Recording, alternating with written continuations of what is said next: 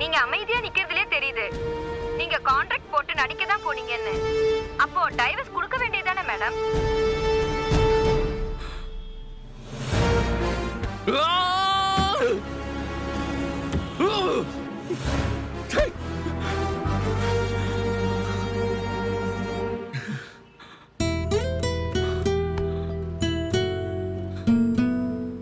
Sorry Kaveri,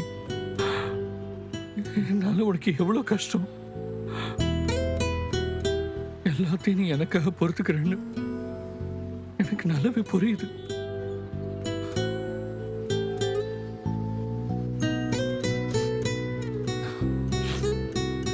இதுக்கு மேல நான் உன்னை தவிக்க விட மாட்டேன். இப்பயே வரேன்.